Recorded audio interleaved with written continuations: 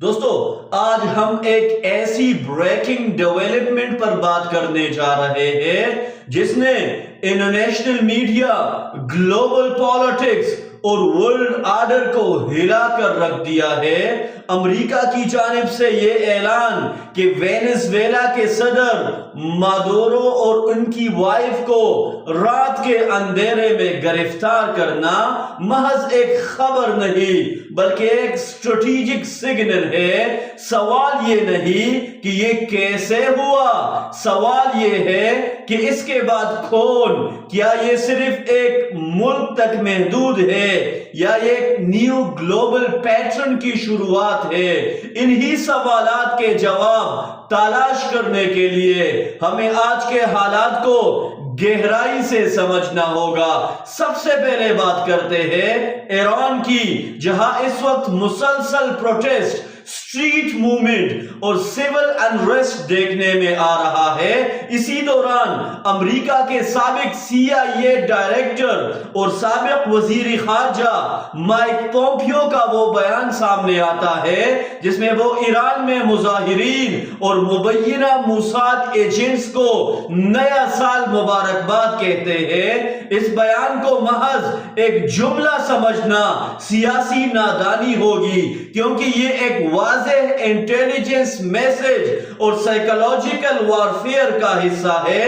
یہ وہ اشارہ ہے جو بتاتا ہے کہ پس منظر میں کچھ بڑا تیار ہو رہا ہے۔ اب ذرا ڈونلڈ ٹرمپ کے اس بیان پر غور کیجئے جس میں وہ کہتے ہیں کہ اگر ایرانی حکومت مظاہرین پر گولیاں چلائے گی تو امریکہ ان کی مدد کے لیے آئے گا۔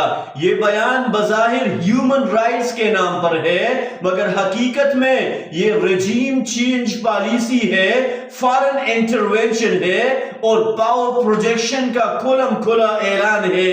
امریکہ اس سے پہلے بھی ایران میں ملٹیپل اٹیمپٹس کر چکا ہے، لیکن اس بار فرق یہ ہے کہ گراؤنڈ پریپریشن، میڈیا نیریٹو اور ریجنل الائنس سب ایک صف میں نظر آ رہے ہیں۔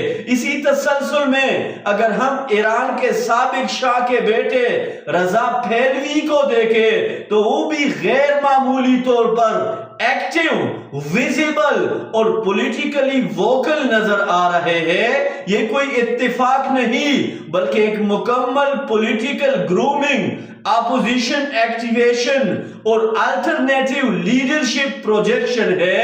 تاریخ گواہ ہے کہ جب بھی امریکہ کسی ملک میں سسٹم چینج چاہتا ہے تو وہ پہلے ایک ایکسیپٹیبل فیس سامنے لاتا ہے تاکہ بعد میں اسے لیجیٹمیسی دی جا سکے، بعد میں اسے اپروو کیا جا سکے، بعد میں اس کو ریکوگنائز کیا جا سکے۔ اب آتے ہیں سب سے خطرناک پہلو کی طرف۔ امریکہ نے وینزویلا کے صدر کو گرفتار کر کے دنیا کو ایک خطرناک پریسیڈنٹ دے دیا ہے۔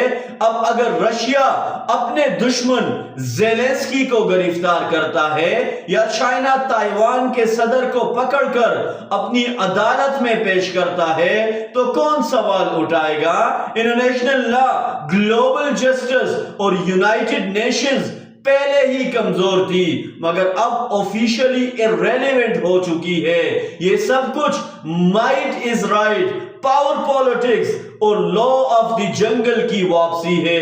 آج ہم ایک ایسے دور میں داخل ہو چکے ہیں جہاں ہیومن رائٹس، انٹرنیشنل رولز اور گلوبل ایتھکس صرف تقریروں تک محدود ہو گئے ہیں۔ امریکہ نے جو مثال قائم کی ہے اس کے بعد ہر پاورفل اسٹیٹ کو یہ جواز مل گیا ہے کہ وہ طاقت کے زور پر کچھ بھی کرے۔ سوال اب یہ نہیں کہ امریکہ اور اسرائیل ایران میں کامیاب ہوں گے یا نہیں، سوال یہ ہے کہ اس کے بعد دنیا کون سے ڈائریکشن میں جائے گی۔ یہ فیصلہ آنے والے چند دن نہیں بلکہ آنے والے چند سال کریں گے، مگر ایک بات طے ہے کہ ورلڈ آرڈر از کولیپسنگ۔